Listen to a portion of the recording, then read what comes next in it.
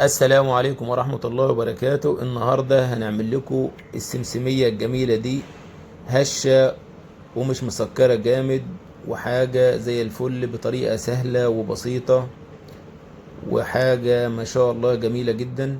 معانا 2 كيلو سمسم محمص، ومعانا نص كيلو سكر، ومعانا نص كيلو عسل جلوكوز، ومعانا 300 جرام مية. وزي ما عملنا قبل كده الفولية، هنحط المية في الحلة اللي هنعمل فيها الكراميل، وهنحط عليها السكر، وهنحط برضو العسل الجلوكوز، هنضيف كله على بعضه وهنرفعه على النار. وهنجيب صاج مقاس 40 في 60 سنتي، هندهنه كويس بالزيت عشان نضمن ان لما نصبها ما تلزقش مننا في الصاج ونعرف نقطعها. تمام.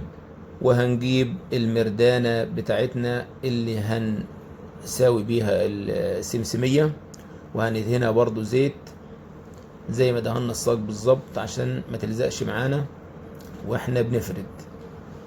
وطبعا بعد ما دهناها كده كويس هنبص على الكراميل بتاعنا كده بدأ يستوي.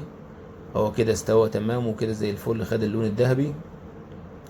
هنبدأ نطلع السمسم بتاعنا من الفرن بعد ما سخناه، ومعانا الكراميل سخن والحلة سخنة، وهننزل كمية السمسم بتاعنا كلها مرة واحدة، وهنبدأ نقلب كويس لغاية ما كله يتجانس مع بعضه.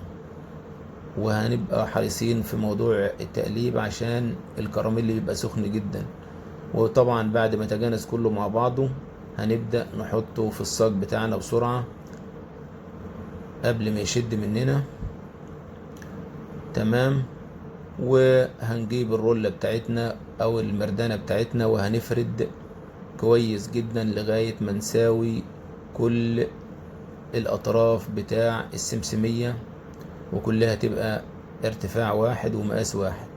وهنفضل رايحين جايين بالطول وبالعرض لغاية ما كله يبقى زي بعضه، كل حتة في الصاج تبقى ارتفاع واحد. وطبعا بعد ما شدت شوية كده وهي لسه دافية هنبدأ نقطعها بالسكينة. هنقطع طبعا العرض اللي احنا عايزينه زي ما انتم شايفين كده، حوالي 5 أو 6 سنتي. تمام. وبعد كده هنقطع بالطول حوالي 2 سنتي حسب الحجم اللي انت عايزه، عايز تخليها مربعة عايز تخليها مستطيلة. طبعا جبنا 2 منهم بعد ما شدت، هنعمل عليهم تيست. حاجة ما شاء الله زي ما انتم شايفين كده. وطبعا سكرها مش كتير قوي عشان ما تجزعش منها، حاجة ما شاء الله زي الفل. ولا تنسونا من دعائكم، ويا ريت اللي ما اشتركش يا جماعة يشترك في القناة. والسلام عليكم ورحمة الله وبركاته.